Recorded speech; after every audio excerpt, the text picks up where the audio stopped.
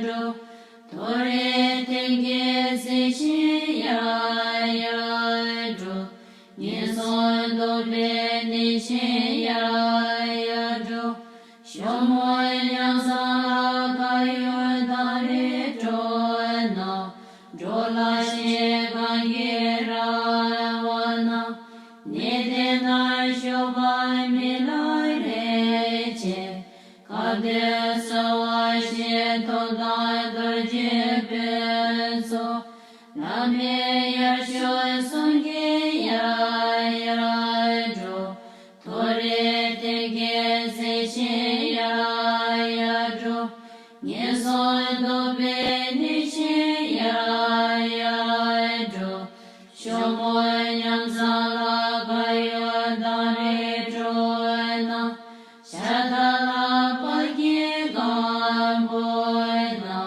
ne de na sho ba da bo ye ha je ka de sa wa she to da do ji be so la me ya sho so ge ya do tore te ge se shi ya do nye so do be ni shi ya do shomo nyam sa la ga yo da re do na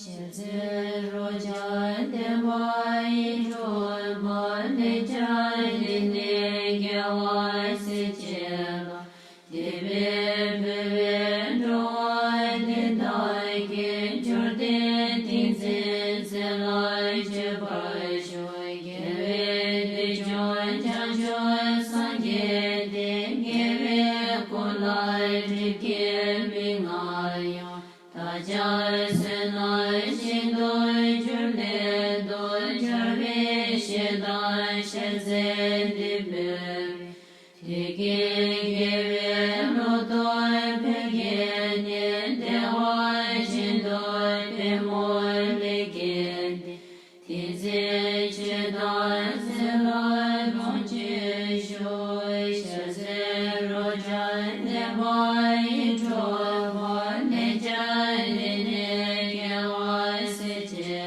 la de be be do de da ge jor de ti se la che ba sho ge be de jo ja jo sa ge de ge be ko la de ge mi nga yo ta ja se na shi do jur de do jar be she da she ze de be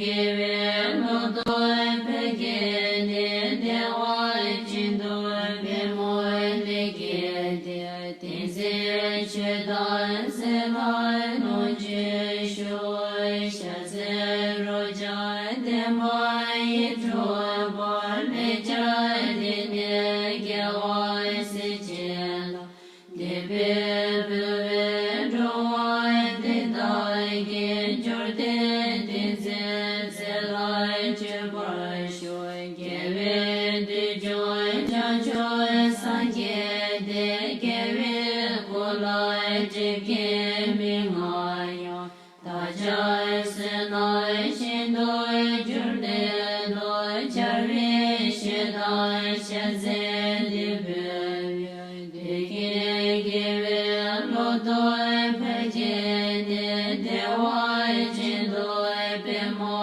le ge de ti ze che da se la no je sho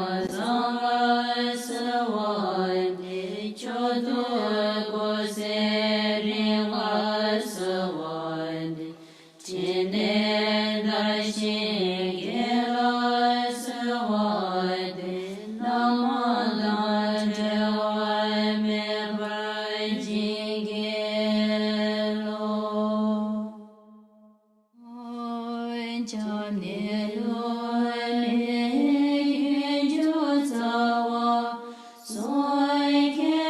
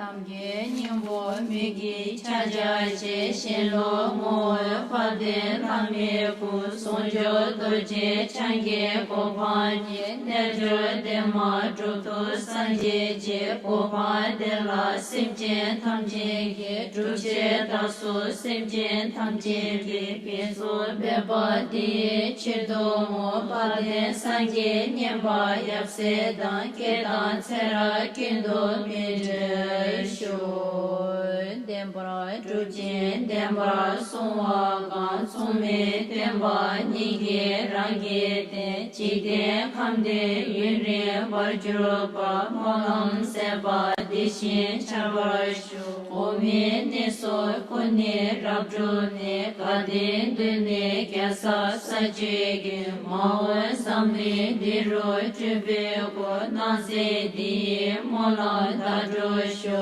Kyawa Chambe Kyasa Nizene Kaza Sangye Drupa Nezonde Nanze Barge Chube Suchede Karma Paye Mola Dadro Sho Keden Denge Chese Somba Dan Tesan Gombe Jawa Kimbe Shin Deva Tindan Sere Neme So Dego Dume Pombara Manjuro Che Jurba Namde Bichan Deme Jin Tsunse Nyewa Koda Baye Ba Shinde Chinre Sike Chinle Shin Karma Baye Demba Geje Sho Choje Shindo Duson Sanje Ke Chinle Male Jube Karma Ba Sheja Jaso Sheja Tade Dende Tashe Dende Chungjuro Che Dushe Lege Keve Chinle Ba Karma Ba Den Dembe Nimbo Ne Chodra Quincha Chabje Jume Che Taba Rabbe Pewe Tashi Shoy Kunjo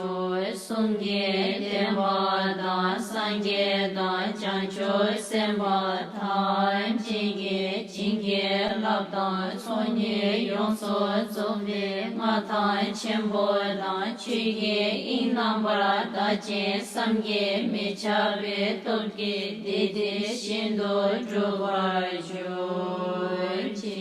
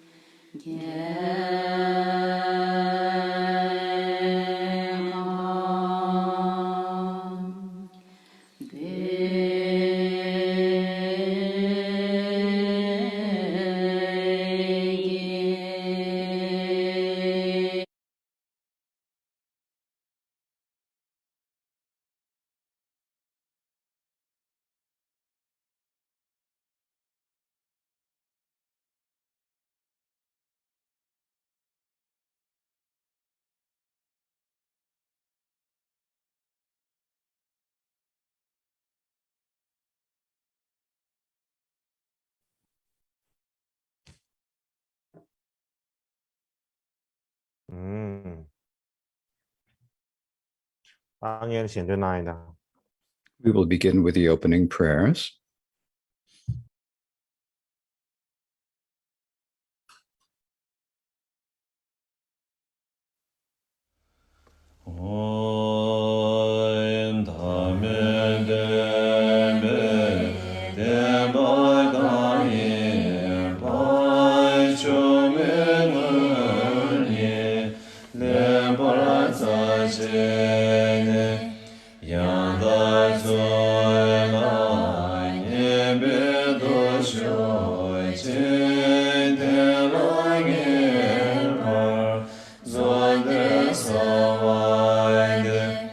Jedi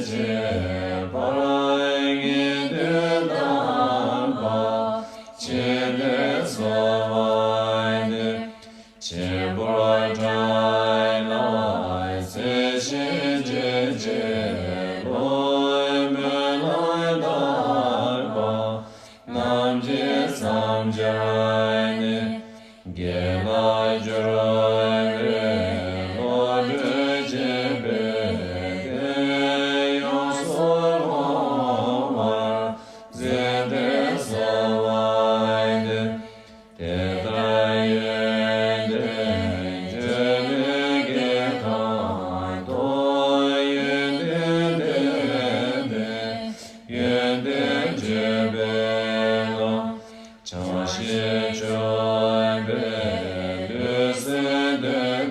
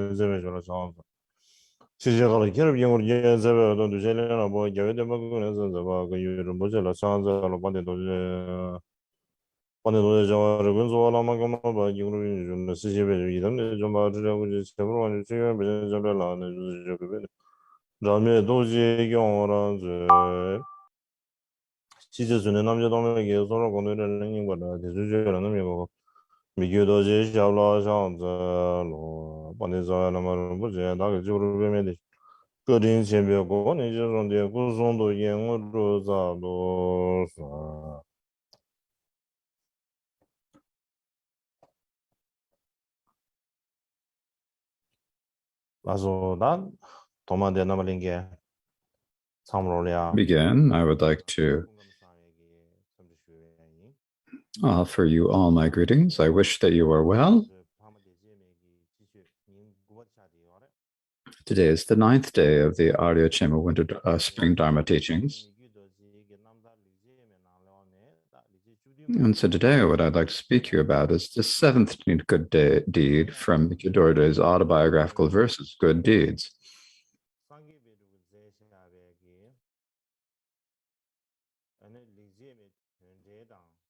Now, according to the outline from the commentary on good deeds by the attendant Sanjay Pelder, the passage on meditation has two parts: the meditation and post-meditation, the exchanging himself in meditation and taking adversity and path in post-meditation. The second part, taking adversity as a path in post-meditation, has 10 different subtopics. And among them, the first, taking run out of supplies as the path. The second, taking harm as the path.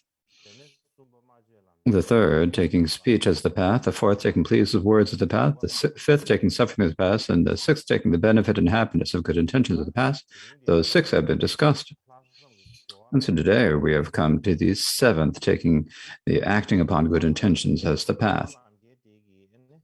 And so the stanza for this topic, taking acting upon good intentions as the path, is: to gain enlightenment, to benefit oneself and others, one must leave self-disparagement, despair, anxiety, and weariness far behind, and strengthen one's unstoppable disciplines. How could I, in this life, let my practice fluctuate? I think of this as one of my good deeds. Now, I spoke about this in general the other day.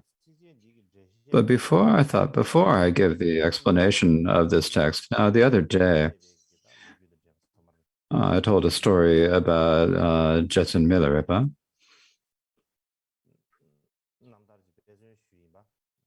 I gave an example from his from his life story, and I thought I would like to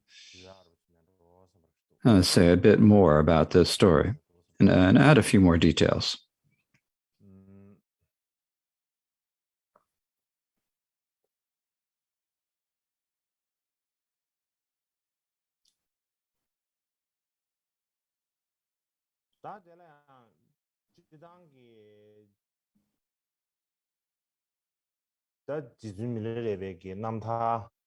Generally, there are many liberation stories of Milarepa. There are quite a few, and among them, the most well-known is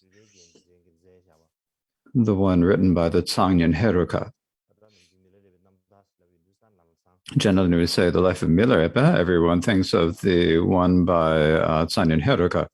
This is how it is, right? However,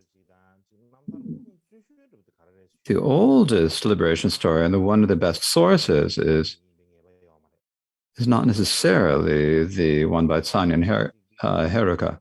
The one that he used as his sources, and there's one about the liberation story called the 12 Great Deeds, or by the 12 great students. This is a liberation story prepared by 12 of his great disciples. So this is one that we must consider the most reliable, the best source on the liberation story of Milarepa. And there's also something we call the Black Treasury. It was compiled by the third Karmapa Rangjung Dorje during his time. And so this liberation story called the Black Treasury.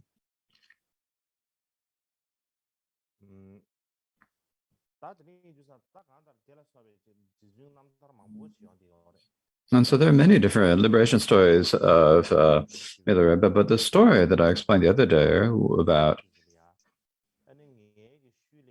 what he said before Milarepa passed away, he said to his students, I don't have many important possessions to give away, but please give this black aloe staff and cloth hat.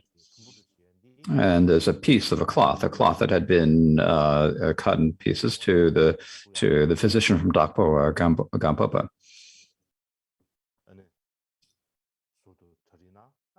So he prepared a few things to send to Gampopa. And he also said,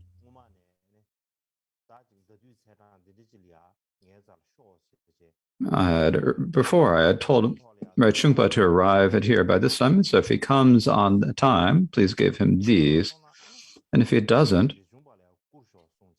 then send it to Chungpa. And he gave a little, he had a walking stick and a piece of cloth.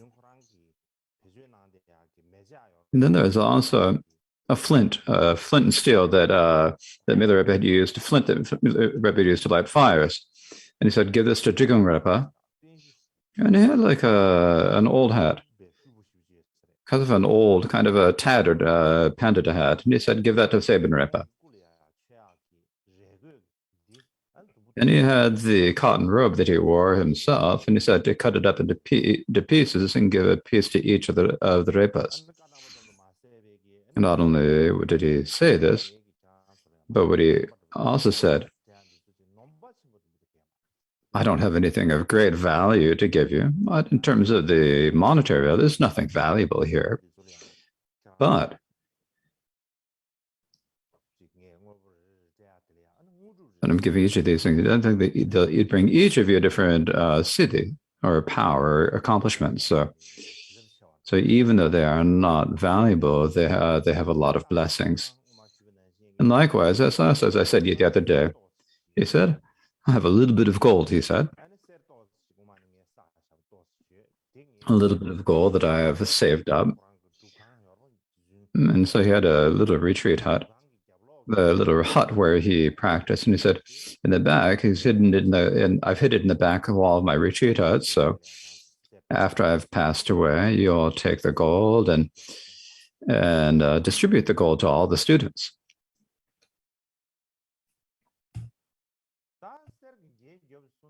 And if you distribute the gold, then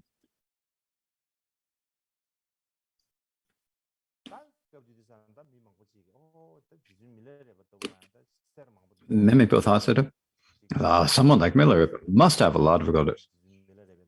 Usually you'd think about in terms of exit, he has nothing at all, right? He doesn't even really have any decent clothes to wear. He didn't even have clothes that would cover his entire body. So when he says that he has gold,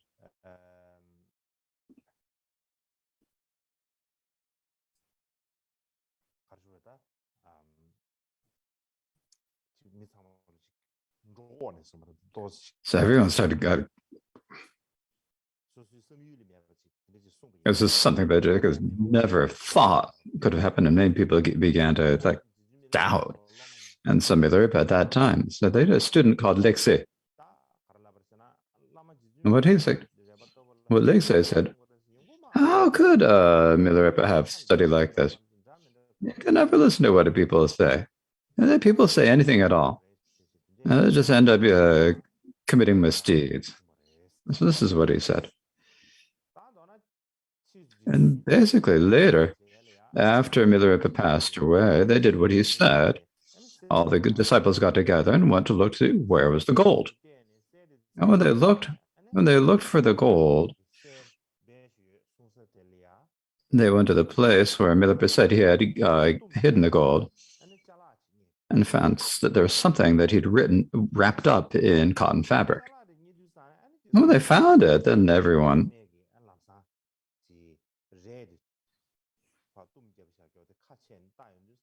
when they immediately opened it up and looked at it, there was no gold.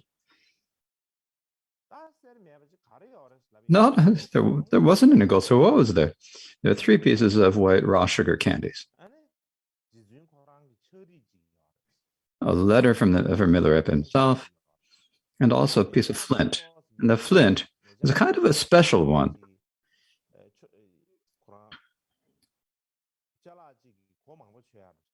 It's like a multi-purpose tool. It can be used as a knife. It can be used as like a spoon for when you're eating food. So you could use it as a spoon or a fork. And also, when you're something, you also need to have like a little awl or punch to make holes when you're setting. So he had that type of a flint, kind of a multi-purpose flint. And and if you are nomads, then you know what a flint is like, and you know what the raw sugar candies are like, but so that you all can know. Well, I think I've prepared some pictures for you. Okay, so the flint is like this, right? So that's what flint is like. And flint was just actually something when you went for a long time. At that time, it was something you had to have when you're traveling.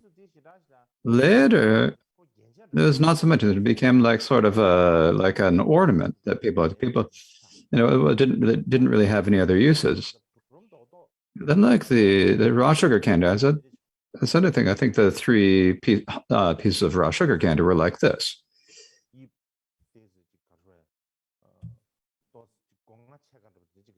They have kind of like a hemispherical shape. And so that's what a flint is like. This is what the raw sugar candy is like, just so that you can all see. So the flint that's basically the way you usually, but the one that Milarepa had was a little bit different, right? It had many different uses.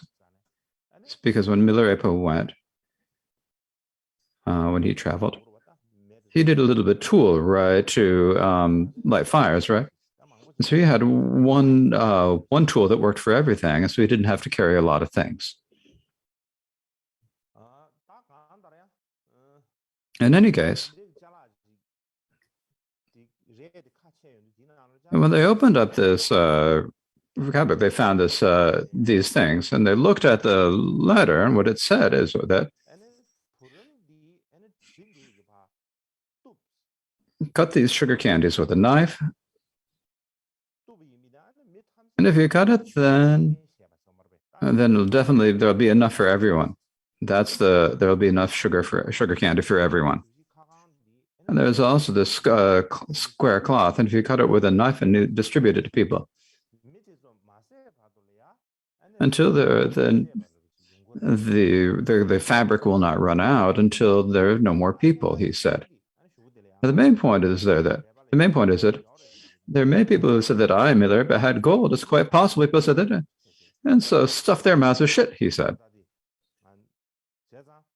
And so at that point, all of the students, Milarepa had passed away, and they were really grieving and sorrowful. And at that moment, when they read the Milarepa's letter, and there's this funny joke there, and it was written that, so everyone started laughing, and they began to feel a bit more lighter in their minds, and and they all laughed. And then they did as Milarepa said. And after they finished all the rituals for his passing away, then all the students and his sponsors all gathered, and they divided the sugar candies and the cloths, and it was really kind of miraculous. What was amazing about it is that, as I said before, there are these little kind of lumps of sugar candy, right? They cut the raw sugar candies. When you cut it in half with a knife, then actually the two pieces have to become smaller, right? Because each of them is only half, right? They're only half each, and so, but the amazing is when cutting the sugar candies with a knife, they didn't get smaller. Actually, two exactly the same raw sugar candies. And so when they did this, when they're typing the two, then after two, then there were four. Then when we cut those, and then four were cut into 8, and then the 8 were cut into 16. And then the 16 were cut into 32. In any case, it was like never ending. There's no end to the sugar. Likewise, there is just a square of cotton fabric, and when they cut that with a knife, then they tear it apart, and you tear it apart, then the piece of fabric didn't get smaller, but each of them were like a full square of fabric. And the same, as I said before, from 2 you can make 4, from 4 you can make 8, and from 8 they made 16, as I said before. And basically, everyone who was there got a piece of the sugar candy and a piece of the fabric. Not only did they get them, when they started, they took the raw sugar candy. Yes, I took so it's a sugar candy that has got to be great blessings that the miller was given us. So they immediately started to eat the sugar candy, and they ate it. And no matter how long they tried to eat it, it never ran out. No matter how long they ate it, at the very end, so there's no end to this. So they'd put it in their pockets and they'd carry it home. And so the parents got it, and when they brought it inside, and they give it to all the family members, so they go to it, still didn't get any smaller. And so, this is the place where Milarepa passed away was kind of in like the regions of both Trin and Yanam. It was in the region of both Trin and Yanyan. So everyone at Trin and Yanam had for a whole year, they had burum that just would never run out. They had the sugar candy that would never run out that they could eat. And so there's much the raw sugar candy. There's nothing more amazing than this raw sugar candy, they said. And so this became really famous and well known.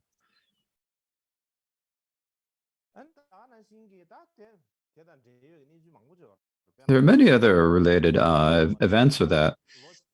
For example, a year after Milarepa had passed away, for the time where Milarepa is on the place, during that duration, in the area where Milarepa passed away, on all the good days and auspicious astrological days, there are always beautiful sounds, melodies coming from the sky. At that time, there weren't any recordings of, nice music to play at that time. It was like this really remote place, but they would go. There's always really beautiful sound, music coming from the sky. Likewise, there are always these rains of flowers. And when the rains of flowers, they're the like the little boys and girls, the kids, and these little children.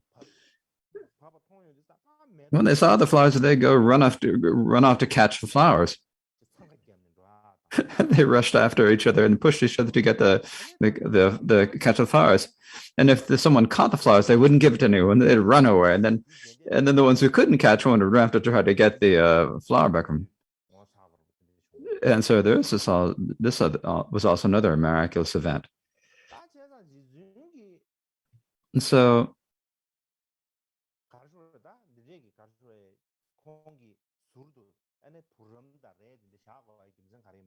now the reason, if we think about the reason why Milarepa would leave the sugar candies in the cloth, one thing is that actually Milarepa, he didn't have anything. He didn't have anything.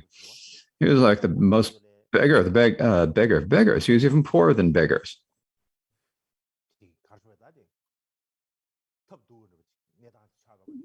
He was in like the worst off position of Milarepa. When he was staying in the mountain retreats, he was worse off than most beggars. And he didn't have any resources or wealth of his own, but in the end, he had these 3 pieces of sugar candy and the piece of fabric. And this was like a gift from Milarepa to everyone who was connected, kind of like a souvenir, so that if something, a support for them to remember him in the future, he said. Thinking in this way, he made these gifts. And so what this shows from one perspective is that Milarepa had a really kind character. He was always thinking about other people. He was only thinking about others. Sometimes when we think about Dharma, but we think of like a really rigid person who never listens to anyone, who doesn't do anything, who's really inflexible. So that's what we think sometimes, right? Some Dharma practitioners are like that, but Milarepa was not. And in particular, I think one reason why he left these supports for souvenirs, mementos of remembering him, basically at the time that he passed away.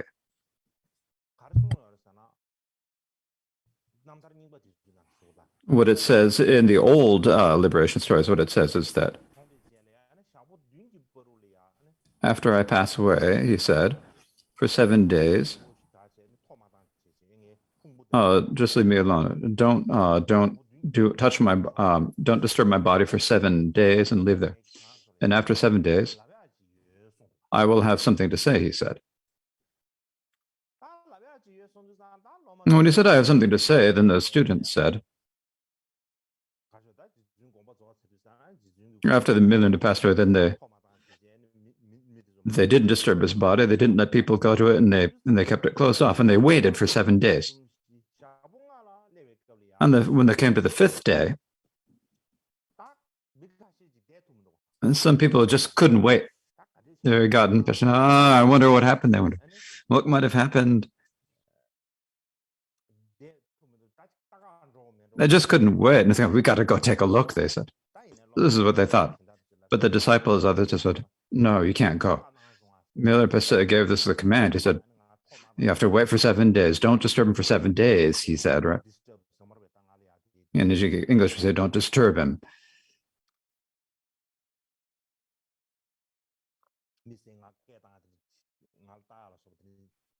Don't come, he said, don't disturb me, don't come look at me. So the 6th day, when it comes 6th day, they just couldn't wait any longer.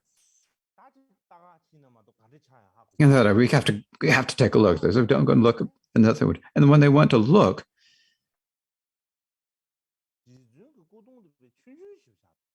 the Milarepa's remains had become very tiny, basically.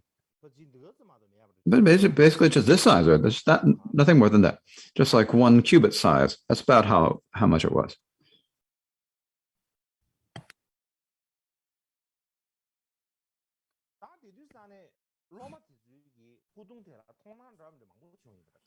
Now, at that time, many people had different visions of some saw it as a Chinese, some people saw it as like a vase.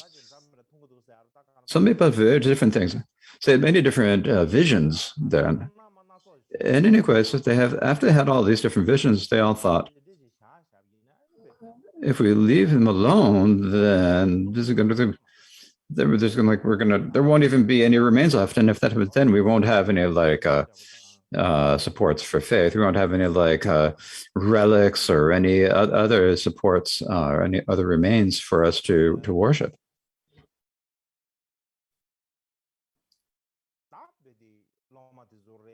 And so the students and the sponsors, everyone,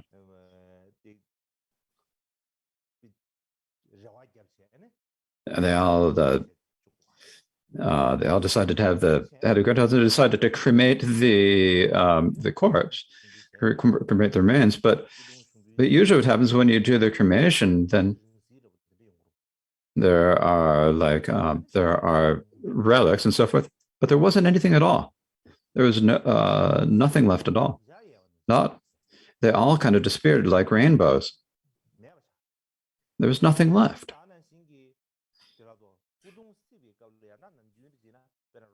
Now, just when you do the cremate, there is the smell of the burning flesh. There was no smell like that. It was all kind of like rainbows.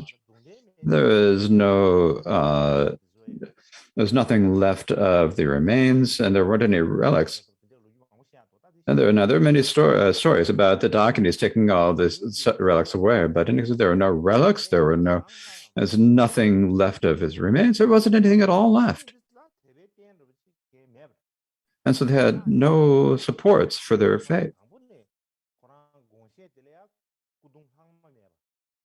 And basically, it seems like the original Milarepa's original intention was to leave no remains at all, but to go into develop like a rainbow body or so forth. But that didn't happen. And so in the end, so for his supports for the faith, he left the sugar cubes and the fabric.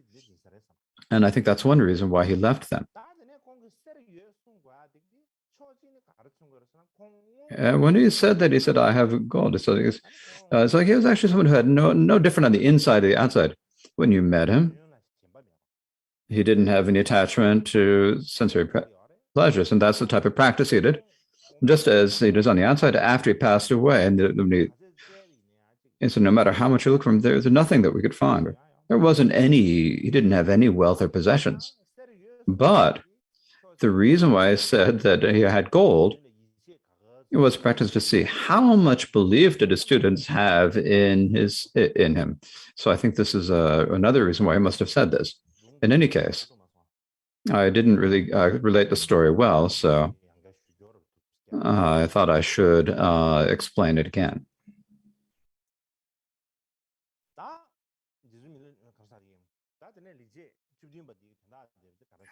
Now, so for the 17th of the good deeds,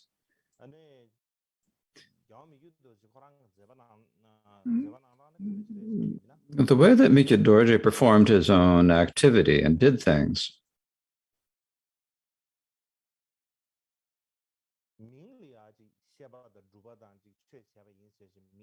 so there are things they're called by the name of practice study as sutra and tantra, but that in actuality, he would actually say, he actually examined these activities to see, would they actually benefit him and himself others or harm them? If there was something that actually would harm this, even though by name, they were called the practice study of the actions of practice study or deeds and activity, whatever name you give them, he had said that these are something we have to stop doing, something we have to give up. And so he himself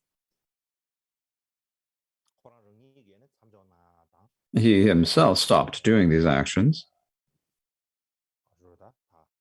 and gave them up. And because he did this himself,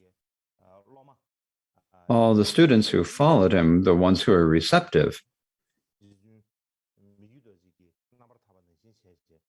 and followed MIKYÖ DORJE's example, and when there are things that looked on the outside as they should be virtuous, if they were actually unvirtuous or neutral things, and they also stopped preferring those. And he was like it's a good condition that helped them stop doing these things.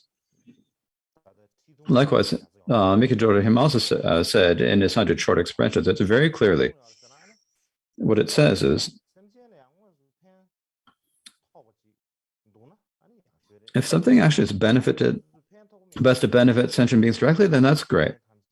If you cannot, then you should have focus on the benefit of sentient beings directly and begin by not harming sentient beings. And then if you do that, then you either teach the Dharma or contemplate and meditate and listen to the Dharma.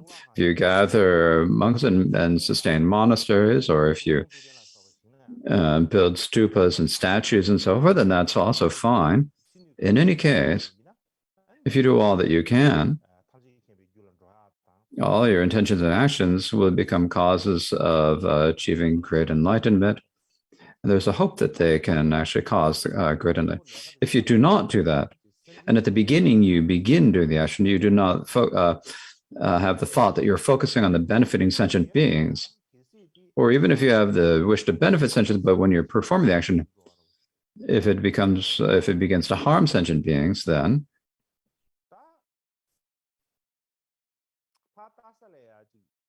even if it looks like listening, contemplating, and meditating on the outside, or a gathering of merit, it looks like a good action, but in actuality, none of those actions can become causes for achieving Buddhahood.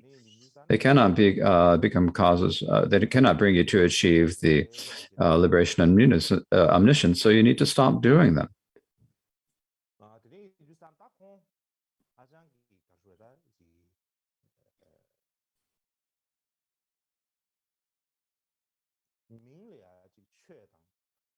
So he was not attached to things that were called by the name of Dharma and virtue. It was actually what is actually real Dharma in practice, and was natural Dharma in practice. And this is what he was really thinking about. It's what he was really most interested in. And because of this, MIKYÖ DORJE, when he was listening to and contemplating the sutras and tantras, while he's doing this listening, contemplation, his meditation practice on these points improved. And while he was working hard at the meditation practice on their meaning, the extent of his knowledge from listening and contemplation also increased. So basically, whatever he was doing, everything that it worked together to increase his virtue, naturally working to increase the virtue. And so his listening, contemplating, and meditation each contributed to each other. It wasn't like they impeded each other in any ways. So basically, his listening, contemplating, and meditation became like one thing that worked together. Like these days, we have like shadras and the pujas separately. We have a separate monastic college for those who are studying. We have a separate puja collection for those who are doing pujas. And sometimes so for one aspect is that when we are doing this, that when you are emphasizing in the study, in order for those who are studying to emphasize it, and those who are doing practice to emphasize on practice. And so it's in terms to basically bring up the power. It's like the function to be able to bring out a definite result. And so so that's the reason we have the different sections for study and practice. However, from another perspective, another reason why the reasons why we separate the sections of study, it's like those who are doing the study are unable to do practice, and those who are doing practice are unable to do studies. It's like, and so one person can't do both well. So at the end, there's nothing to do but to kind of separate the sections of teachings and study and practice. And so, the thing is, because this is like the situation it came down to.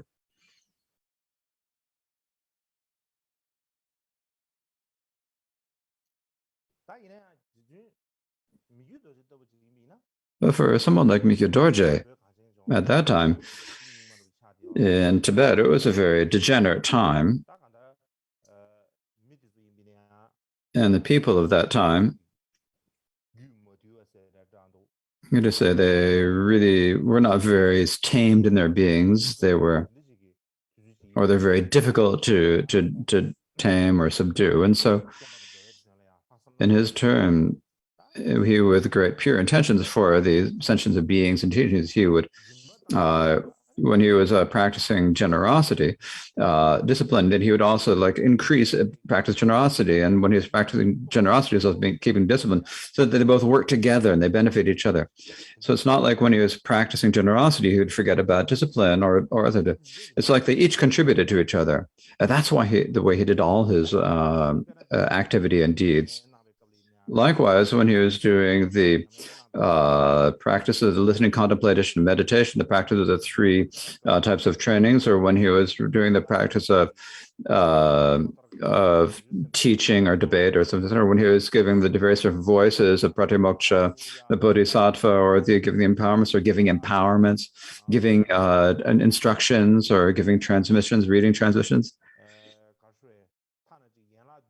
Or even when he was doing things like doing a seven branch prayers or reciting other aspirations. Basically, no matter what virtuous activity he was doing,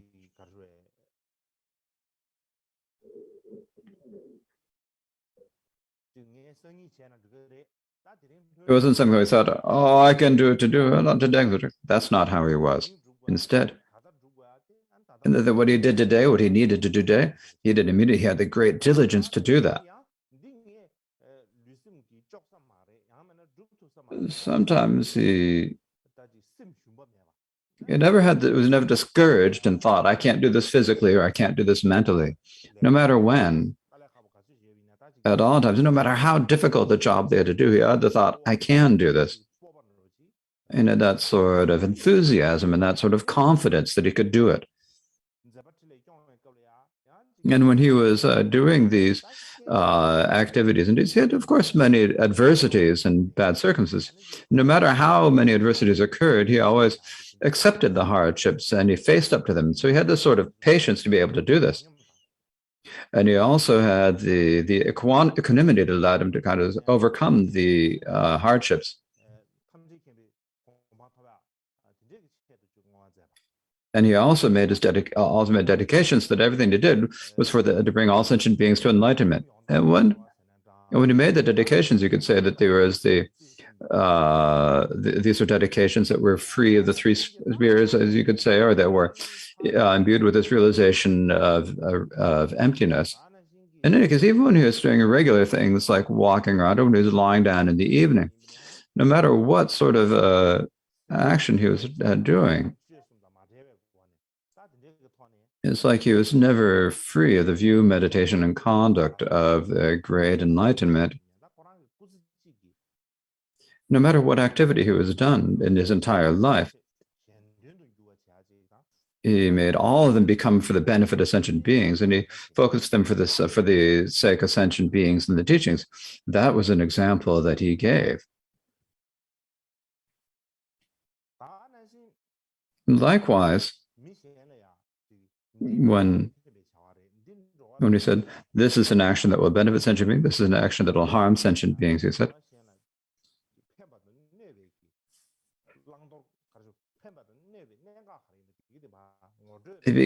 he sort of showed people the main points of what is an action that benefits beings, what is an action that harms beings. And he directed other people on how to do this, and he for himself never mixed up these practice of what should be done and should not, as he did his practice. And so because he's practicing this way, no matter what action he did,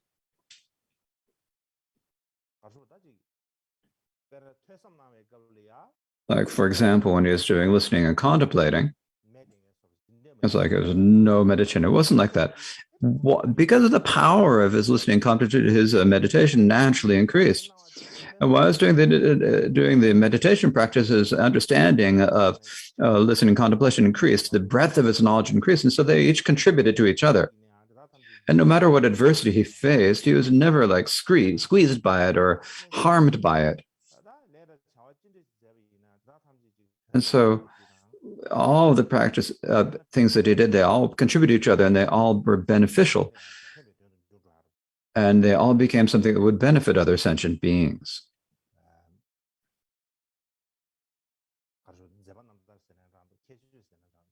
You could say this is his liberation, the example of his liberation, the example. This, and one thing that we need to understand is that MIKYÖ DORJE would often work a lot at night, or he'd always do a lot of work. He'd give teachings. He was writing texts. He was writing letters. He would have conversations with other people. He would have jokes with people. Sometimes he would drink tea or eat meals. Sometimes when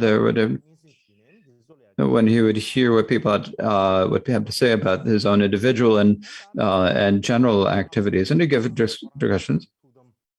And in the evenings, in the morning, he'd do his own meditation and reciting prayers and so forth. There are many different things that he did.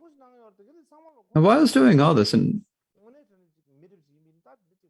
if you think about it, there's so many different things. We're extremely busy. It's such a busy day that if it does one, that's going to harm it. If it does another, it's going to harm it. If it does this thing, it's going to mean that he wouldn't have time to do this. He'd feel like that. But it wasn't like that. For MIKYÖ DORJE was able to do everything that he did, no matter what he did. Nothing that he did interfered with each other. Everything contributed to each other. You couldn't simply lack time because of something. It was no situation like that. And so at that time, MIKYÖ DORJE wrote a letter. He said, it's not just something that he wrote down. If you take a look at his writings, there are probably over 100 volumes, as his attendant, Sanjay Pildrup, said. So Sanjay Pildrup was an attendant who was with him all the time. He wrote had a lot of writings. In any case, MIKYÖ DORJE was really diligent in his work, and he had a really very vast view for the teachings of sentient beings, and he worked night and day to benefit them. And so this is something we need to recognize. And so we will now take our break for 30 minutes.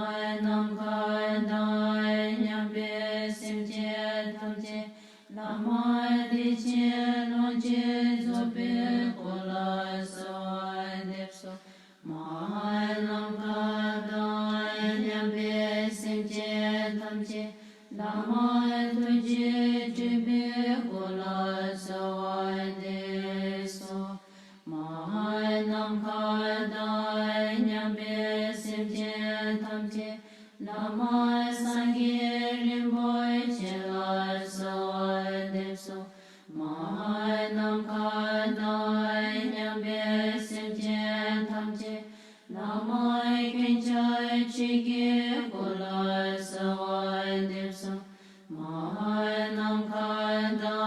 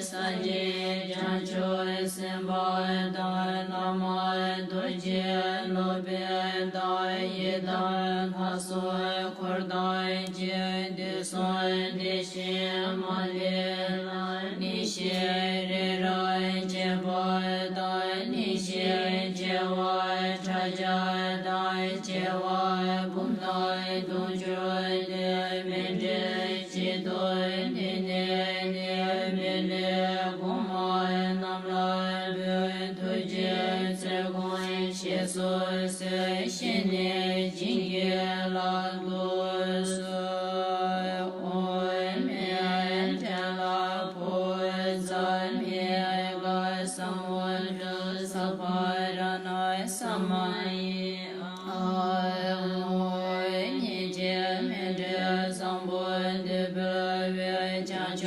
lam la pa che mi jo she de so de she gong ba do ba da se pa mi che she wa mi ne shi nam ka nyam bin to wa de wa ra shu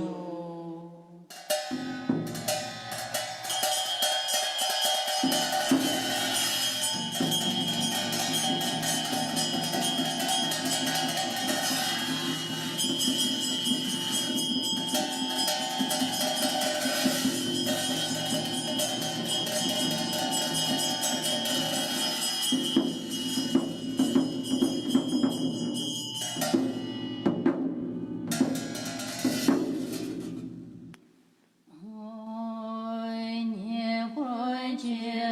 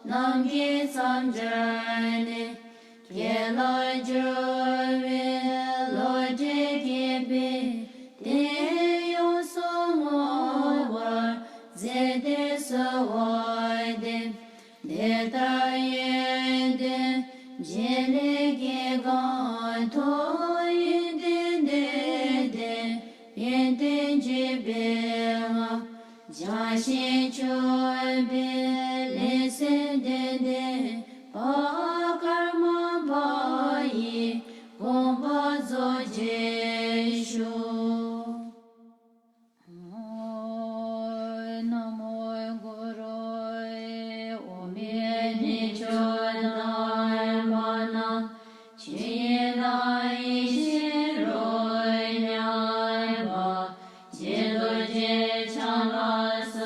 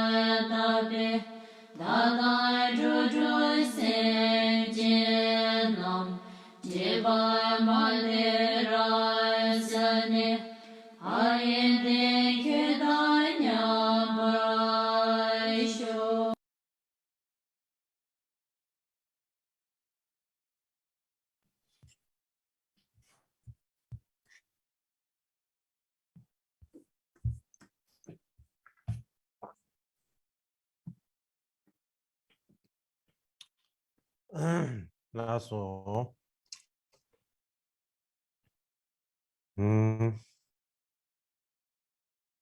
나만에게 쓰는 거에 Hey, can you all hear me?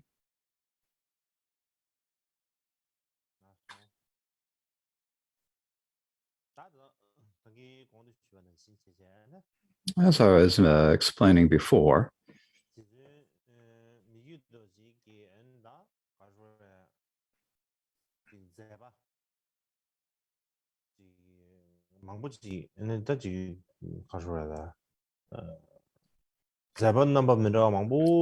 Lord MIKYÖ DORJE would do many different types of activities at the same time,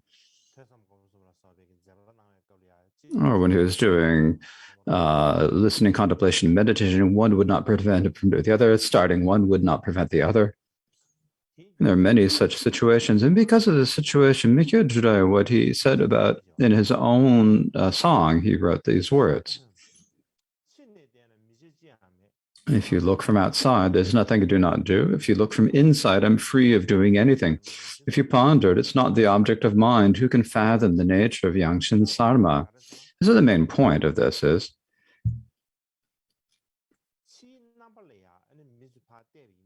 If you look at the external appearance, MIKYÖ DORJE would do anything. There's nothing that he wouldn't do. He did anything at all.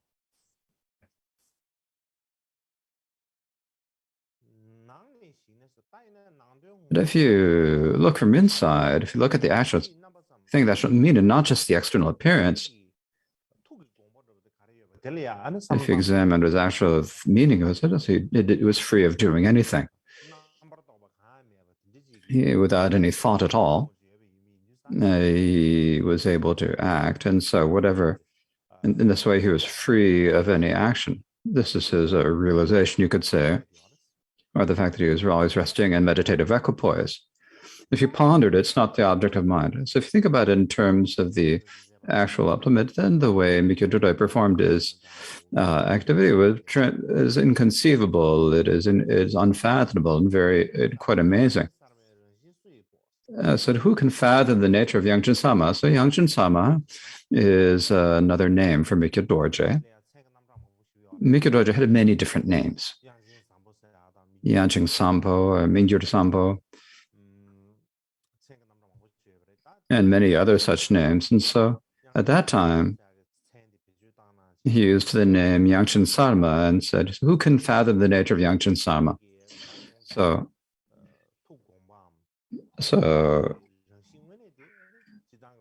MIKYÖ DORJE's actual nature, what his own intent and thought, is something that other people would not be able to understand or conceive of.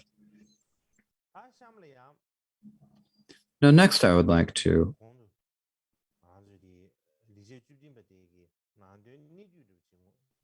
give like an introduction to the main point of this 17th good deed.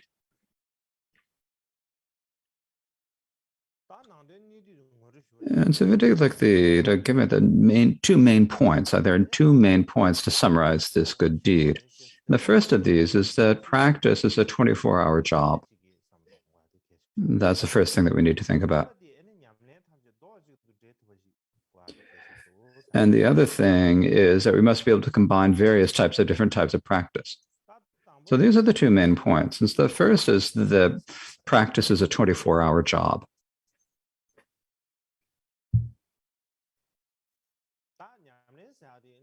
Now, when you talk about practice, the main point of this first point is that practicing Dharma is something we need to do 24 hours a day, both day and night.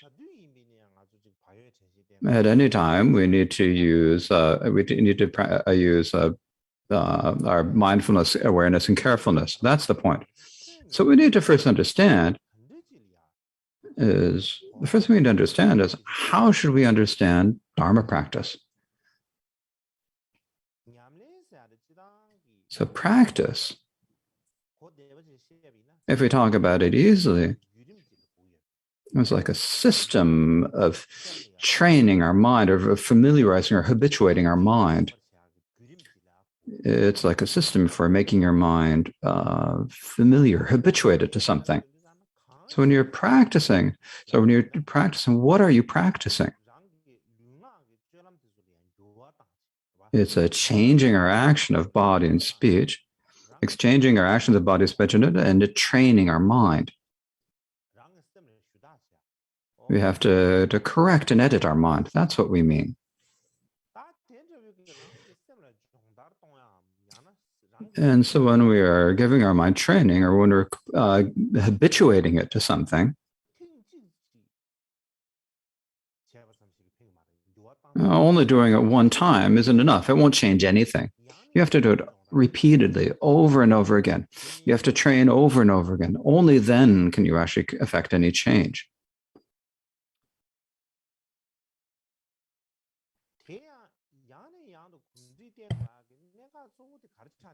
Now, the main point about needing to continually train our mind, or repeatedly train our mind, so you have to think about it, actually. If we need to check our mind, like if you have days, like in every year, there are 365 days. And if you think about every day, it has 24 hours. If you think about day and night, the 24 hours. And during that whole time, the mind never stops, never takes a rest. It's always working. And so for that reason, while our mind is working, there's no way we can let go of the work of changing our mind. There's no time to rest. And so just as the mind has 30, it works 365 hours, our practice has to be 365. Since the mind works for 24 hours, we need to train our mind for the 24 hours. We have to train in those 24 hours.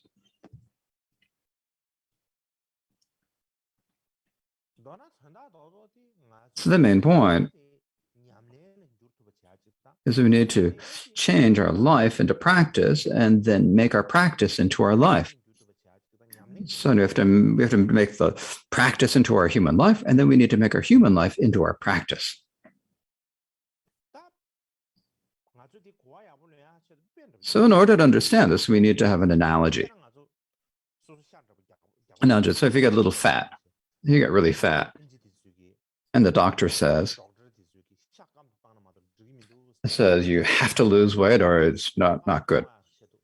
And so in order to lose weight, then you need to work to lose weight. We need to put effort into it. And in order to lose weight, we need to train our bodies. And so in order to train our bodies, then we need to go to a place where you can train your body, a gym. And then you need to exercise. You need to put a lot of effort into exercise, lifting weights or do all these various things, right? There are many different types of exercise, right? You need to do those. You need to put a lot of effort into them. And not only do you have to put a lot of effort into them, every day, whenever you have time, and when you have the time to do it, then you need to walk around. You need to move. You need to move as much as you can. You need to walk around as much as you can. For example, like 10,000 or 10,000 or 20,000 steps in a day.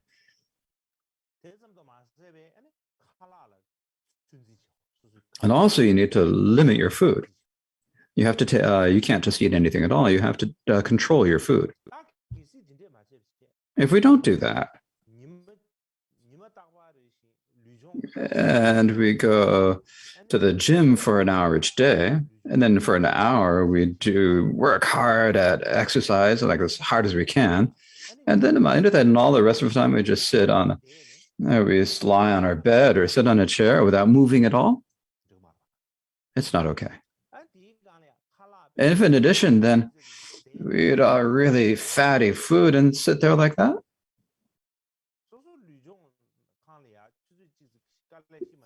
the incredible work that you do for an hour, the gym is like no benefit because you're never going to lose weight. And if you're not going to lose weight, then you won't become healthy, right? So practice is similar to that. When you say if you're going to practice and make people think like, oh, you're going to have to sit on a square cushion and spend a few hours of meditation practice, right? Some people can't even sit. Some people can't even do an hour or two of meditation practice. And so when you've gotten up from that cushion, then you lose all the feeling of the practice. When you've lost it, then it's like you've closed the book on practice. You've closed your practice.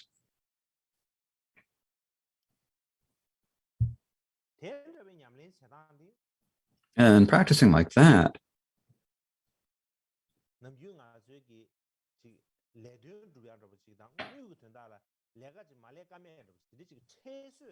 is sort of like a job that we're doing because it's like our ordinary job. It's like an obligation. That's like something we're doing for a job. It's not like actual practice. When you're saying practice what we need,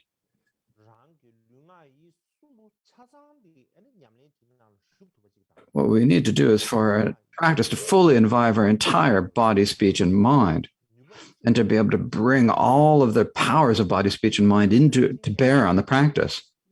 And we need to be excited about practice. You have to have excited or enthusiasm for it. You have to have enthusiasm for practice. Similarly, you have to have an aim for doing your Dharma practice. And you have to have the thought, I absolutely have to reach this aim. You have to have that impetus. Nice, you have to have like this, you have to have a really strong desire that I have to quickly accomplish this aim or the reason why I'm doing the practice. So I'm going to give another example. And this example is that these days there's a tradition. And so which is that, and you make a resolution at New Year's. You say, I've got a new aim, I've got a new thing that I'm going to do this year. And you think about that and you make a New Year's resolution saying, I'm going to do this. This is my aim for the year, you think. So you make a new plan for the new year. Like, for example, if you make an example, it's if you say, I'm not going to tell any lies, and you make that your resolution or your plan for the year.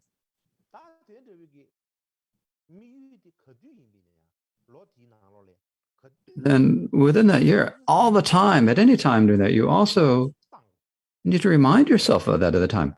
Because you have to remember, you have to remind yourself, I made this resolution, right? You need to make that, remind yourself. And you also have to encourage yourself over and over again to keep that resolution. And so when you have that intention, I'm not going to tell any lies. It has to be there, it has to be present all the time. Like if you're going out to have a cup of tea with a friend, if you're talking about various things, if you go to a company where you work, if you go to the office and you're speaking with the bosses and having a meeting, or even when you're going to a store, when you're going to buy a store like a supermarket to buy some food or something, you're buying the thing. Sometimes the people who are the cashiers, who are, if they don't total everything properly, say, oh, you didn't count that item if they miss something. You need to tell them, right? So in brief, whether we're doing our jobs or when we're relaxing, we always have to remind ourselves of that aim or that resolution. We have to always remember it. Similarly to that, when we practice, we absolutely must, as I said before, just like when you have like a New Year's resolution, even if you make a new resolution, you have the thought that I'm going to make this. You think in this way, right? Likewise, when you're doing Dharma practice, you have that way of thinking and that sort of feeling.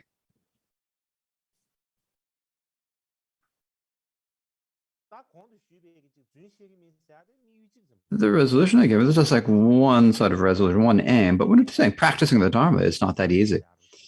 Just saying, I'm not going to tell any lies. It's not something we're just not telling lies. It's not going to. Dharma practice is much more complicated. It's much vaster than that. You have to do many more different things than that. And so for that reason, when we practice the Dharma, we need to have listening, contemplation, meditation complete, and without them being separated from each other. Without that, there's no way we can do practice.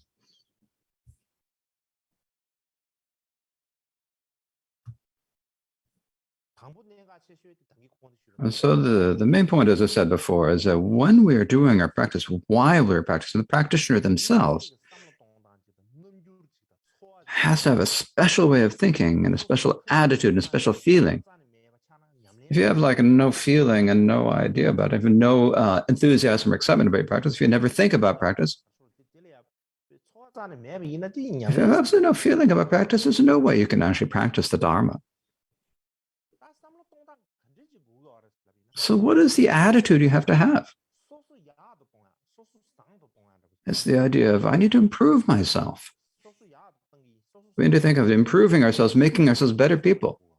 That's the thought we need to have. And so improving ourselves, making oneself better, and thinking, I'm going to work at this. I'm going to do all I can to improve myself and make me. So we have to have that sort of thought in our minds all the time. When we talk, what do we mean when we say improving ourselves, making ourselves better? So it doesn't mean like improving our knowledge or improving our skills. It doesn't mean that. When we're talking about improving yourself and making yourself a better person means making your mind, bringing your mind to be closer to the Dharma. And likewise, is you have to practice continuously. We have a particular term. So it's like the flow of a river. So it's like the current of a river never ceases, right? So when there's no point where the first water's gone by and the later water hasn't come. There's nothing like that. It has to continue to go. It's like water. So just as the earlier water goes by, the later water then flows. So we need to practice similarly with continuous effort, just like water flowing downhill. So what we need to do what we need in order for that is that the successive days need to be improved day by day. We need to improve month by month. We need to improve year by year. That's what we need to try to do. And if we are able to do that, then we can actually become someone different than we were before. The person from last week, there can be a difference between the person from last week and the person from the next week. There's a difference between ourselves from last year and next year. There's a change in the way we think. This happens, right?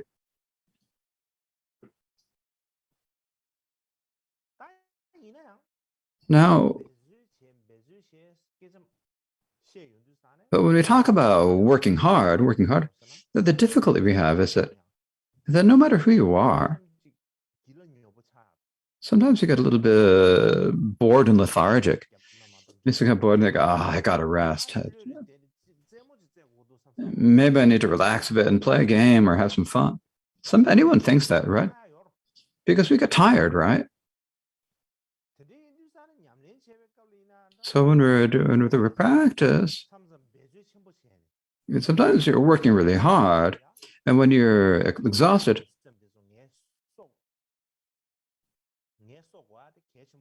it's important that we do actually rest a little bit in those times.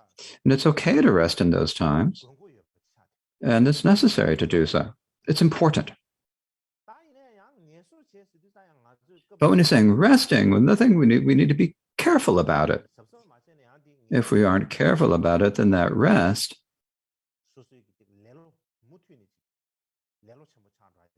can actually become, great, really strong, lazy habits.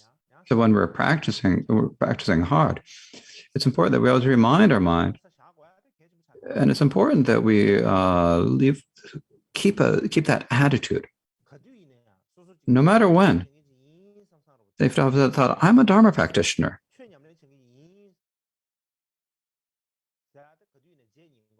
You should never forget the thought, I'm a Dharma practitioner. And there's the ways that the things that a Dharma practitioner should do and that they should not do. And you should always remember these and think, oh, this is I should do, this should I not do? And you should be able to make sure that your mind understands. And you need someone to remind you of them, to teach you them. And so for that reason, in many of the Buddha said, what the Buddha said in many speeches, that we need to have carefulness and mindfulness and awareness. It's like you have to have a guard or a watchman checking your mind. So there's not saying that someone else is going to tend to. You have to have your own self. You have to watch over yourself. So for one perspective, even when we are resting, we cannot stop practicing. In any case, while we are resting, you were just relaxing a bit, but if we just, completely stop practicing their minds, and we have absolutely no thought of the Dharma, that's not what we should do. So when we look at the liberation stories of the great beings, the great masters of the past, in the daytime, of course, they practiced, and even while they're sleeping, they would continue practicing. They were able to do this. So with even with sleep, you can divide it into virtuous and unvirtuous, right? And so for this reason, no matter what, you have to have this carefulness, mindfulness, and awareness. And if you have these, then even when you're falling asleep, you'll be able to continue doing virtuous practice. And so for that reason, if we're talking about in terms of being a Dharma practitioner, we always have to have this watchman over our mind. You have to have the watchman that's looking to see what's happening. Someone has to be looking to see what's going on. And you have to have someone who's kind of taking the responsibility. They have to have the thought that you're taking responsibility. And so you have the responsible person and and what the responsibility is that since we're practicing the Dharma,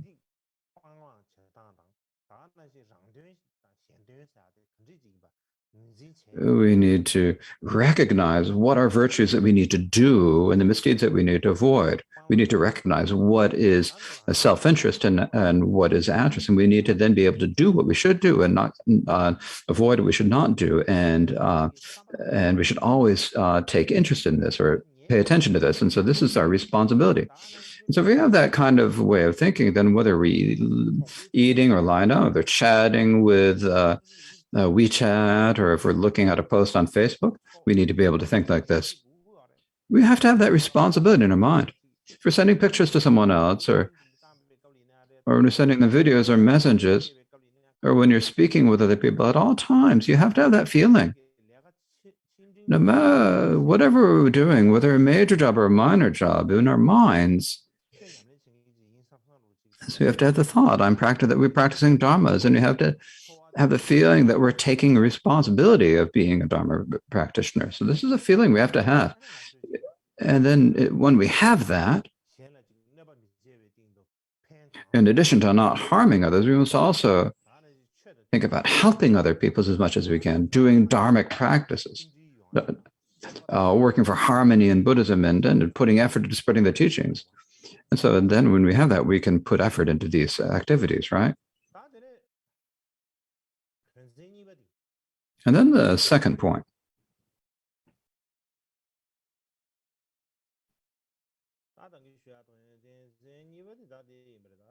And so this is the second point that I was speaking before. The second was that we need to be able to practice all of our various different types of practice. We must be able to combine all the various different types of practice. Of course, there are many different ways of practice: listening, contemplation, meditation. There is teaching, explaining, and debating, and so forth. But you need to be able to combine them all into one. You need to be able to unify them all. This is very important.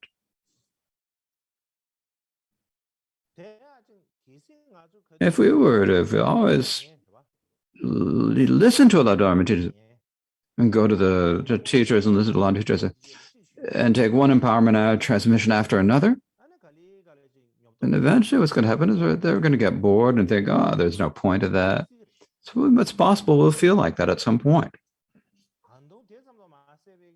And not only that, when you only listen to Dharma and you take empowerments and you make a long list of all the empowerments, and if all you're doing is that, it's difficult for doing that to actually improve your practice. For example,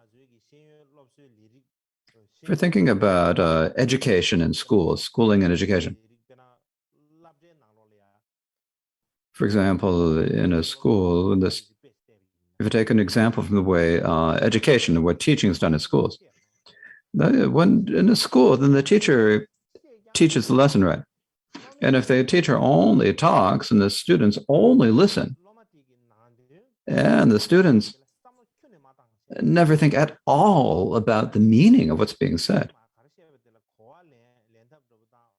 and don't do anything to study or try to understand what the teacher is saying, then in the end, what happens is later the teacher will say to the student, "What did I just say?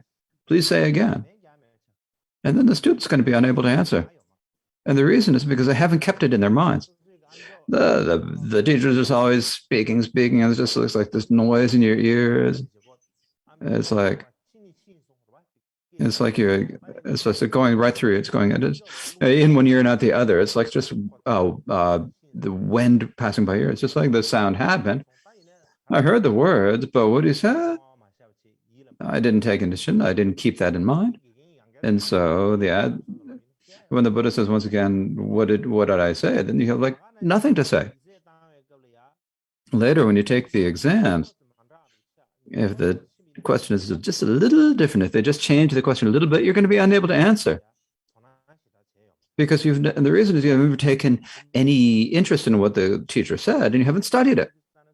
And so when the question is a little bit different, then you're unable to answer it.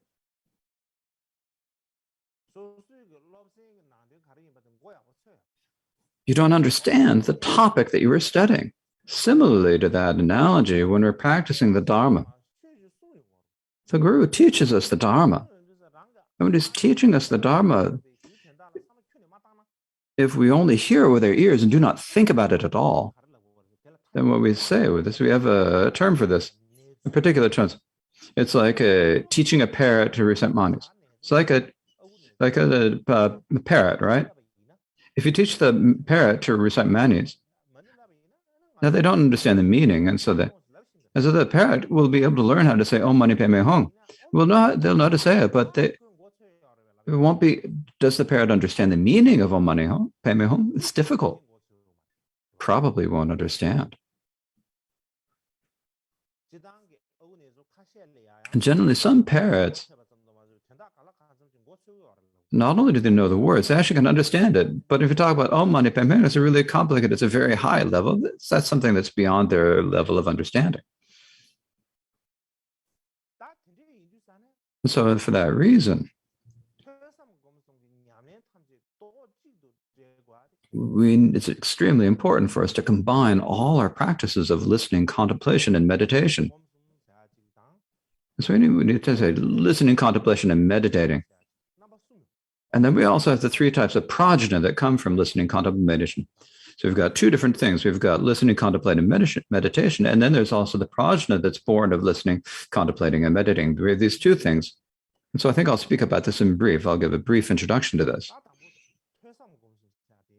First, when you talk about listening, contemplating, and meditating, what do we mean by listening? So when the Guru is teaching the Dharma, when he's saying the words verbally, then you hear the sound in your ear, right? And you can say that hearing that in your mind is just listening, but just listening, hearing the sound, is that able to produce prajna in our minds? It can't.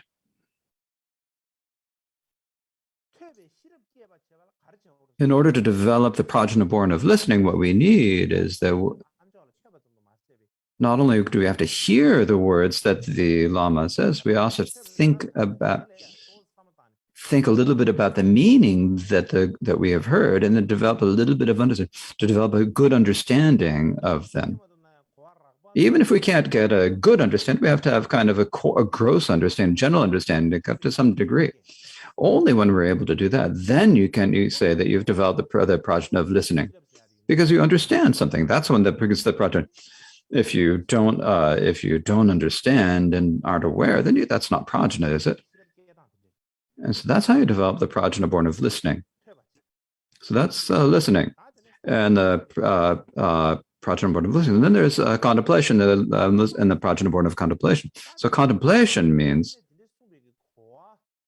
is that the understanding of what the Lama said is not just enough. If you just leave it as something you've heard, understood, it's actually very dangerous. And the reason is because I've read so many texts, I've studied so many texts, I've had so many teachings from the gurus. I think I basically understand it pretty well. And then this is a danger that you'll get proud about this. But it doesn't really help you tame your own being. And so what we need to do, we need to take whatever understanding we have gained, we then need to, on that basis, then need to continue to study and ask questions of the teacher and use both scripture and logic to investigate it. What is it like? What is it not like? We need to be able to elicit some certainty in our mind and examine what it means. And so that means that we're examining our mind. That's what we call contemplation. So that's what contemplation is. So then what's the prajna born of contemplation? So after we contemplated, then in our mind, it's that you think that, oh, the guru said something. And just as he said, when I look at the text, I think, oh, it's really like that. And if you have that certainty, that is the prajna born of contemplation. If you have a stable certainty, if that comes, so that certainty is really important. If you develop that stable certainty, then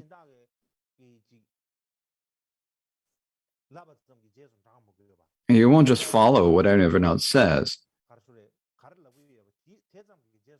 or you really won't follow what everyone in society says. You're going to use your own intelligence, right? Instead, if you could say, oh, if you practice in this way, you're going to have this fault. If you do practice this way, you can abandon these faults. You can develop these qualities. If you don't do a practice, there's no way that you develop these qualities or pick up these faults. You have this really definite certainty, absolute certainty that you have it. And that's what we call by the certainty. If you do this, this is going to happen. If you do not do this, this is going to happen.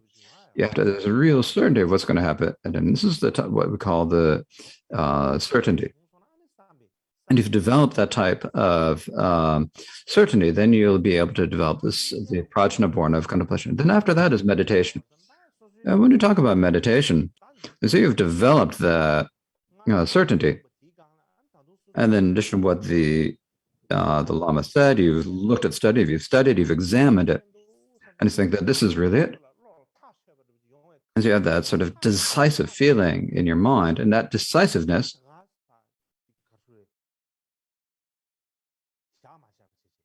is not just something you just leave right there. You need to sit, day and night, you need to just try to bring your mind and mix your mind and the Dharma that you have. You need to see that the two become incorporated into each other, so they become unified. The Dharma you've studied into your mind, so they study it. And you need to do this over and over again. Just making effort once, just trying a Qigong will not be able to combine your mind and Dharma. If you need to do it over and over again, and as you do this repeatedly, then as you continue to do it, so then you'll be able to do it. So doing this over and over again is meditation. So he says it's not meditation, it's habituation. Maybe I think of meditation as thinking about something, but that's not it. Meditation is actually habituation. Now with meditation, we have two types, analytic and rest-sitting meditation. There's a way of meditating where you analyze things and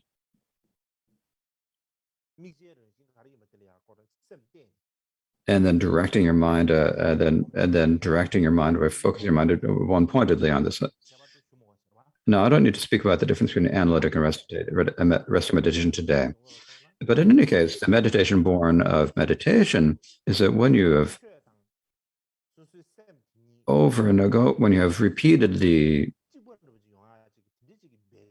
tried to make your mind and the Dharma the same into one, then one day you don't really need to try too hard at it. Then naturally, your mind and your Dharma will be mixed into one. And when that happens, when the day that happens, that is what we call the prajna born of meditation. So if you think about listening, contemplating, and meditation, then you have to think about it. So if you think about it, when you're listening, you have to have some expectation from someone else. Like you have to expect some sort of teachings or advice from the guru, and you have to listen. And if you don't hear them, then you're not going to be able to listen to him. So among the listening, contemplating, mission, then the first one is something you have to have some expectations for someone else.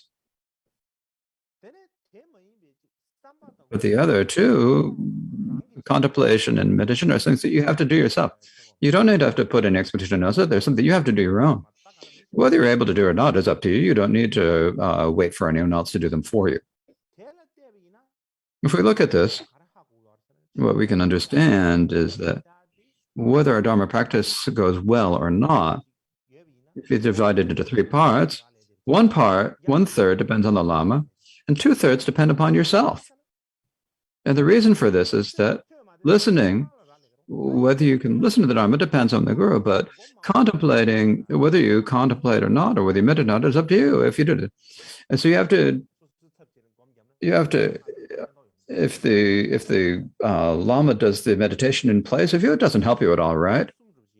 So if you have these 3 parts of Dharma, if you divide into 3 parts, one part depends upon the Lama, and the other 2/3 depend upon you. And generally, when you talk about these words, listening, contemplation, meditation, they're like Dharma jargon, they're Dharma terms. But in our life, if we think about it in our life, we think about it. And so many of these situations in our daily life, we think about all the different things. If we want to learn about different things and learn how to use them, become familiar with them. This practice of studying, this also happens in worldly things. For an example, many people these days, whether they're in Indians or whether in Tibetans or many people in the Himalaya regions, what they think is, oh, there's this country, America, it's in the West, right? It's incredible. It's a huge country. It's really powerful and wealthy. It's a highly developed society. And they think, oh, if I could go there one day, then I get a lot of opportunities, they think. Oh, and I could earn a lot of money. And so there's a lot of friends and acquaintances. You hear this? First, you hear about this from a lot of friends. That's listening, right? Everyone's speaking about America, and you hear what they're saying. That's listening, right? Then all your friends and acquaintances are talking about so much about America that you get interested in it. And you think, well, what is America like? You get a little bit of interest in there and you get excited about it. And you start to get interested in going to America. And so then you read books that are about America, or you look at videos from YouTube that are related about America. Or there are a lot of American movies, right? Hollywood movies. You can watch a lot of Hollywood movies in order to get some idea in your mind of what America's like. You get a certain degree of an idea of what America's like. But when you look at books or movies about America, you read a lot about America, but are you actually able to experience what America is really like through that? It's hard to say you could. In order to really actually experience what America is like, what you have to do is you have to go to America. And then you have to live in America for a few years and work. And then if you get some experience, then only then can you understand what America's like, and that there's the actual America. And then there's also the America that you've heard about from other people there. And you say, you can recognize, is it the same as what you heard about, or is what you experienced and what you heard about the same? And unless you go there and work and get some experience, you won't be able to recognize this. I have many acquaintances who spent decades in America, but they don't know English at all. They basically don't know any English. And they really have no contact with any of this. They just spend all their time in a house or in a Dharma center. America is merely in America, but I think that their minds haven't arrived in America yet. And when you're talking about America, they don't really have anything to say. So just your body merely being physically in America does not necessarily mean that you've had experience of what America is like. If you really actually want to experience, you have to go out into society and get some experience. You have to have the experience just merely being in America. That does not necessarily mean that you have familiarity with what America is. Like with America, we think that we know that there is a country, and we hear about it and we listen about it, then we think about it, we take interest in it. Then finally, we actually go to America and we get experience. So these are exactly the same as listening, contemplating, and meditating, isn't it? But I'm not saying you should go to America. Don't make mistakes. You might think that I'm saying that you should all go to America, but you shouldn't understand it like that. So, for example, to another analogy is,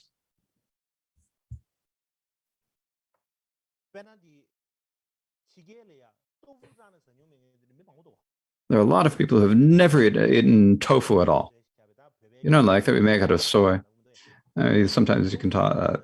If someone who's never eaten tofu, there are many Westerners who've never eaten tofu. So these Westerners know that there's tofu, and they sort of look at it and talk about what it's like. And I said, "Oh, wow, oh, that's what it's like. Oh, that's really strange," they think. Now, if they get a little bit of interest in that, then they can go to YouTube and look at it and see what is tofu like, and they actually look at it. They can see how is it made, and they can see. Then one day, they're going to go to like a Chinese restaurant and eat some tofu. And then they order some a tofu dish in order to get an experience of what tofu is like, and then only then can they actually understand what the flavor of tofu is. Not just something what someone says or what they think, but they actually have actual experience of what tofu feels. So only when they actually experience the flavor do they have the experience of what tofu is. So it's the same thing. Listening, contemplation, and meditation are different than names. Basically, no matter what we do, however we get experience in life, it's all exactly the same. It's exactly the same.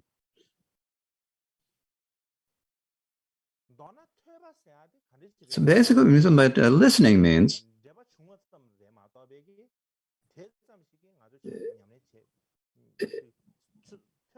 it basically means that you've made a connection between yourself and the Dharma. That's all it means. You've just made a connection between yourself and the Dharma. Contemplation means that it means that you need to think about in your own head. You need to think about what is the Dharma like. If you haven't really thought about it, then it's not actually mind. You need to think about it with your head. Otherwise, it's not going to be incorporated into your mind. And the actual practice is, now in general, of course, these are all practice, but in the very end, whether the Dharma in our mind, our Dharma is incorporated into our mind, depends upon our meditation. And so in our practice, we need to take to see if we can take the Dharma to actually instill it into our heart and gain experience of it. So we have to, it's a point, meditation is a phase when we're gaining experience. Prior to that, first is just merely hearing our ears, and the second is just sort of thinking in our head. It can't actually instill the Dharma in our hearts and on our mind. So whether we can actually instill the Dharma in our heart and mind, that means we have to meditate. That comes down to meditation. So meditation, and many people misunderstand what we say about meditation, as I said before. It doesn't necessarily mean that you need to sit on a cushion and breathe in and out and relax. And just relaxing instead. That's not what we mean by it. Basically, it's trying to develop the experience of incorporating the Dharma into your mind. It is the system for developing that experience. So therefore, after we've listened to them, we absolutely have to think about it. Just hearing it doesn't help. Once you've heard something, you need to contemplate the meaning of what you've heard. If you don't think about the meaning, you can listen to Dharma for eons for the rest of your life, but it's not going to benefit you. So you actually have to think about it. And after you've thought about it, then you need to practice it. You need to gain experience. So then listening and getting experience, we need to combine them all into a single whole.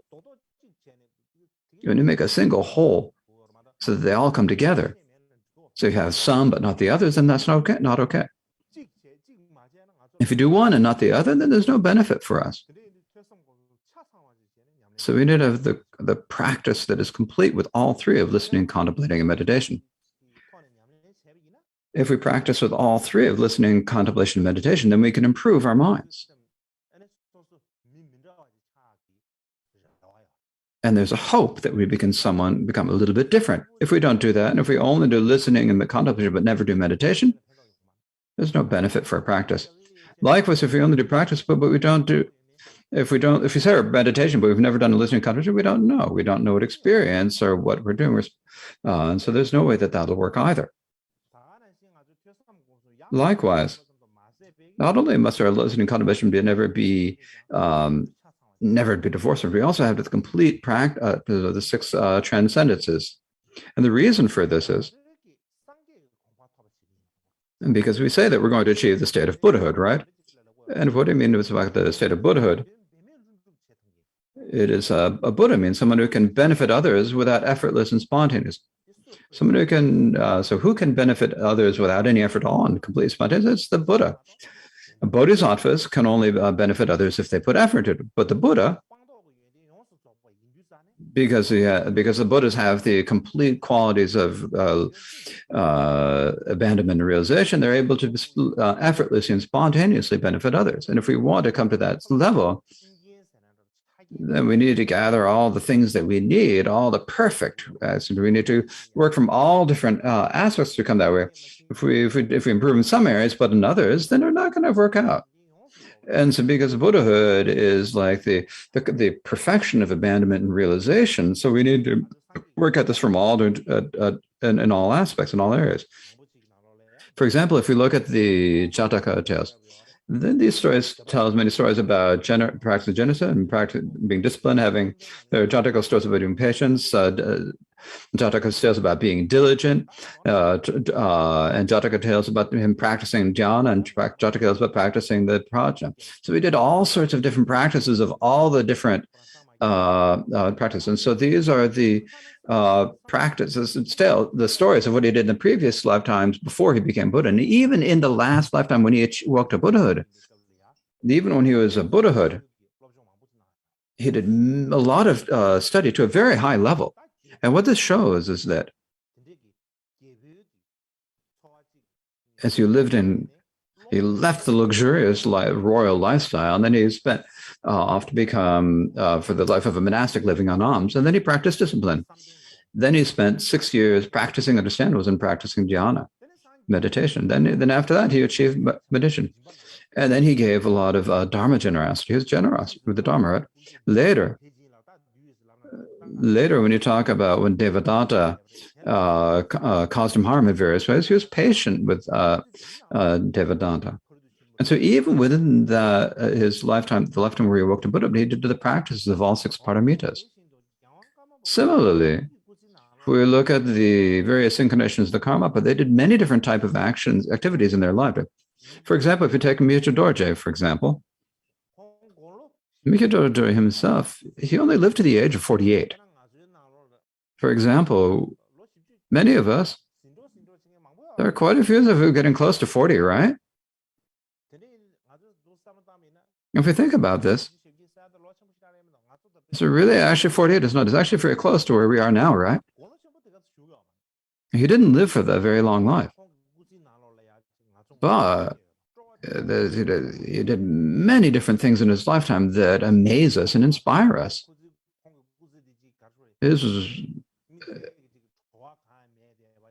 It wasn't like his life was a life that we can't really have any feeling for, that was really difficult and heavy. It wasn't like that at all. For example, when we read his liberation story, when you talk only about how he listened to the Dharma from others, and you think about it, you'd think that he must have spent his entire life only listening to the Dharma, not doing anything else. And if you look at the way he wrote, it was probably every day. It was like from the sun up to sundown. He was probably sitting there writing all day long. Otherwise, someone like that, how could anyone write that much? That's the feeling we have. And also, if we look at his liberation source, he went to many different areas. He went to many remote places. And when you look at how he went to so many different places, then he couldn't have had any opportunity to do all the other things. Forget about that. All the time they spent traveling, all his time was probably used up traveling. In any case, we have no idea how much work did he do, how many audience did he have, how many meetings did he have, how many time did he spend writing. There's no way we can understand all of this in detail because it's not written down in the liberation stories. The liberation stories only tell it in kind of a general level. So if you look at the liberation story, it's 48 lines. It's like the 30 or 40 pages at most. And so like they don't talk about things generally. But even if we look at those general distinctions, it's just amazing. And so think about someone like MIKYÖ DORJE. Think about how he disregarded how many hardships and obstacles to work for the sake of sentient beings and teachers. He did with the really pure, excellent teachers. He did so many activities, but he didn't thought, oh, I did all this. I had to do this. Like he never had any kind of like resentment or complaining about it. He was basically always going for sacrificing himself, and he didn't even really rest himself. He continued doing many different activities. And his activities was not only teaching them, he was doing listening, teaching, writing, and debate, listening, contemplative meditation. And he worked in many different areas in many different ways, doing vast things. And he had like an innumerable large and vast activities. And so this is something we need to take a look at. This is an example we need to look up to. As it said, the liberation stories of the past matters as the practice of their followers. So because of seeing the liberation stories, basically we get a little bit of courage for ourselves. And then we go, how can we open up our minds a bit? We say, oh, the past masters went through this many hardship for us, and they sacrificed this much for us. And if we let that go to waste, then it's like a really, really disappointing. So when we're reading the life stories, essentially, if we need to try to do it, we can to open our mind. We can't just be always kind of like closed down and limited. We need to have a broader way of looking at things. We need to see what we can to make our intentions even more pure. We need to try to come up with new ideas and think. What we need to think about is that so how we can do even more than we've already been doing for the teachings of sentient beings. How can we do even better? So in the past phase, when you talk about it, really, we haven't really used our body speech, and we haven't even looked at our levels. We haven't really looked to see, are we able to do something or not? We haven't even begun to look at that. So at the very beginning, at least need to, should I see what we're like?